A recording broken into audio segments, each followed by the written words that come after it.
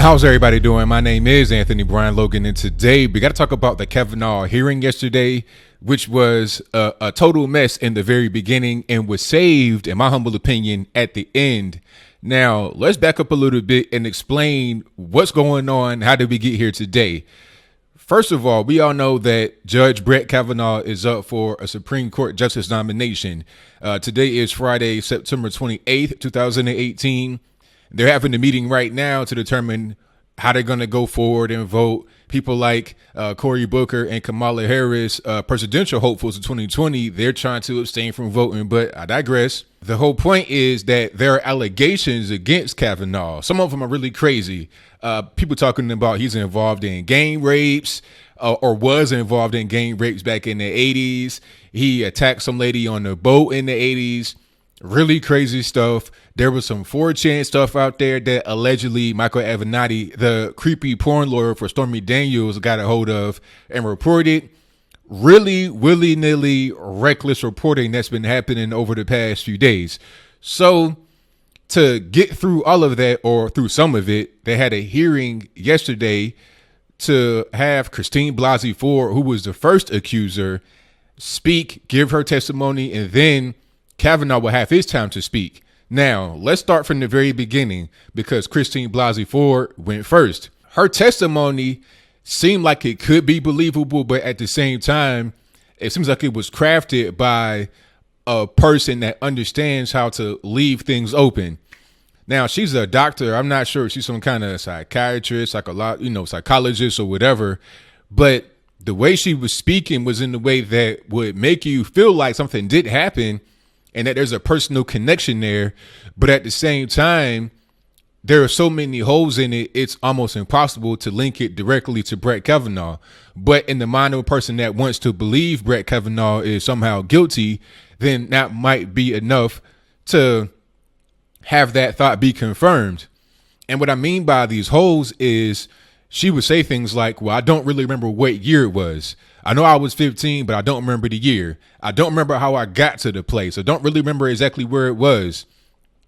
A lot of key points that you would need in order to make the case stick, right? Because you got to know the day, the time, the place, all that stuff in order for there to be an FBI investigation and whatnot. But we'll get to the FBI investigation in a little bit.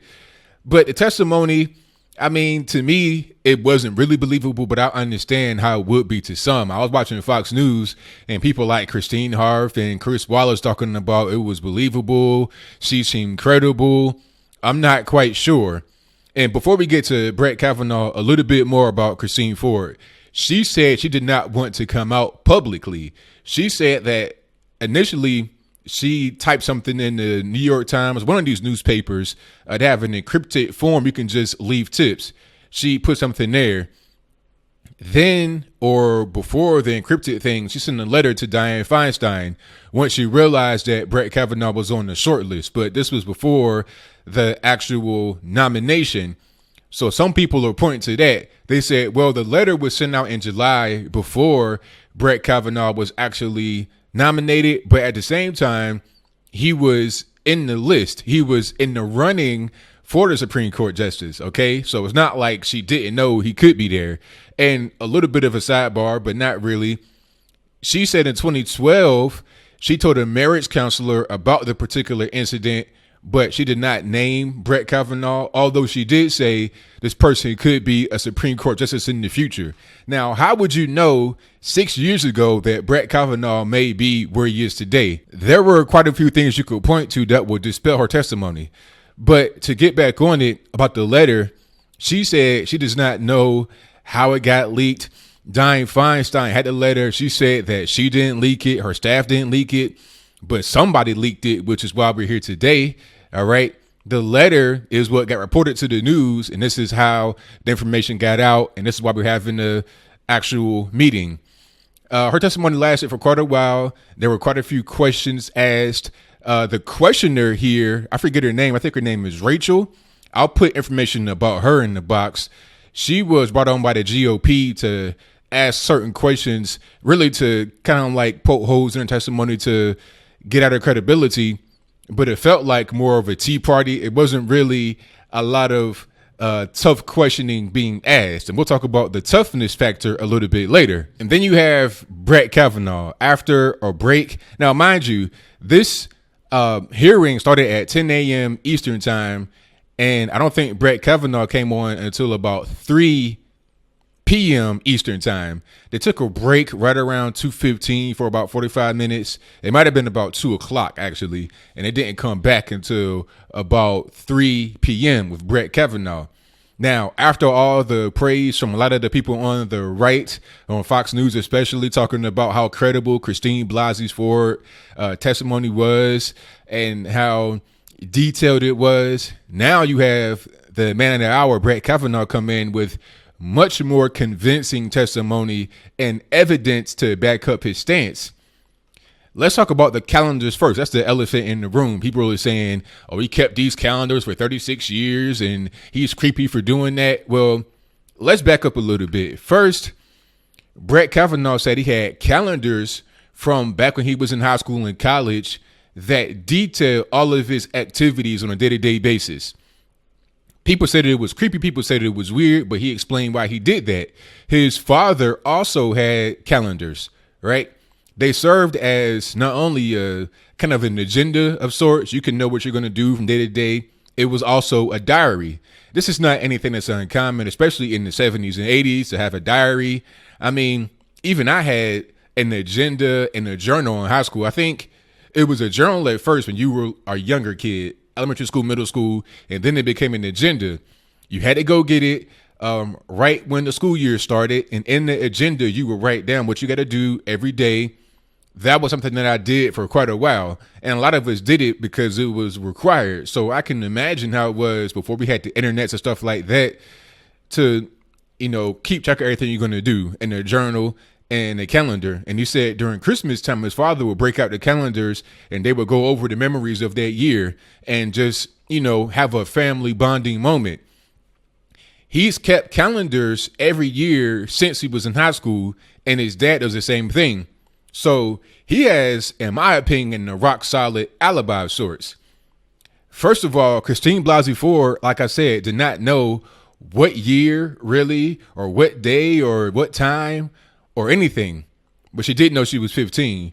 So by doing a little bit of math, Brett Kavanaugh was like, okay, if it was a summer in 1982, first of all, most of us worked. We had summer jobs. Second of all, I was gone out of town mostly every weekend if the party was on the weekend because of football practice. All right. And then when I was in town, I was with X, Y, and Z person, and I can name their names. He had first and last names, all that good stuff. He didn't say the last names on TV, but he submitted the calendars to the people that were in the room that needed to see the evidence. Everything was documented.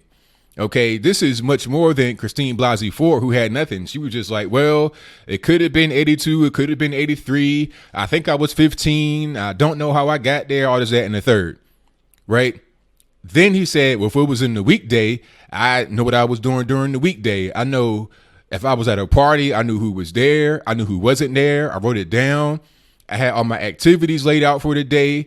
And I wasn't even that kind of kid. He said he was a virgin all throughout high school and many years thereafter, which probably means through most of college. So this guy, is really kind of impenetrable in my humble opinion. And his opening statement lasted, felt like an eternity. I watched the entire thing. I watched it from 10 to about 5 p.m. His opening statement was long and it was very detailed. And you could tell it came straight from the heart. He got very emotional. He couldn't really, it was certain points we had to just stop and say, okay, let me just compose myself and get back on track. But the man was super convincing. He said that he wasn't even at these parties. He didn't even know these people that she's talking about. One key point he kept hammering home is that Christine Blasey Ford named certain people that were at this party. I think it might have been 4 people, including a very close friend of hers, a female friend. All of them have said that they do not remember a party happening like that. They don't remember a such thing. Okay. Even a very close friend. I don't remember that party. I don't know what you're talking about. Okay. So she has nothing, no witnesses to corroborate her statement, no real idea of when the party was, where the party was.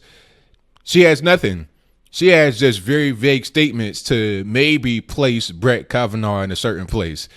And Brett Kavanaugh did a very good job here. There were certain points where he was pretty angry, and understandably so. I mean, you're being charged with or being accused of, because it ain't no charges being brought here, obviously, but you're being accused of a sex crime that has never been your character before. You have been friends with women since you were in high school, college, that you're still friends with today, and you're in your 50s. You're not that kind of guy. You're basically a choir boy. Now, the Democratic senators that were there tried to make him look like an alcoholic, a drunk, somebody who could not handle his liquor, because he did admit to drinking in high school. One thing you got to understand is that the legal age of drinking in Maryland all throughout high school and college was 18. So if you are a senior in high school, it's actually legal to drink, or it was during that particular point in time. So he said, yeah, I drank a few beers, but it wasn't like, I'm stumbling drunk, passing out, blacking out, going into rage and stuff like that. That's not me. That's how they were trying to paint him. Dick Durbin, you ought to be ashamed of yourself. This man was trying to get Brett Kavanaugh to basically pledge an oath to have the FBI investigate, which was the overarching theme of this whole thing. I think that the Democrats know that they don't really have much with the lady Christine Blasey Ford.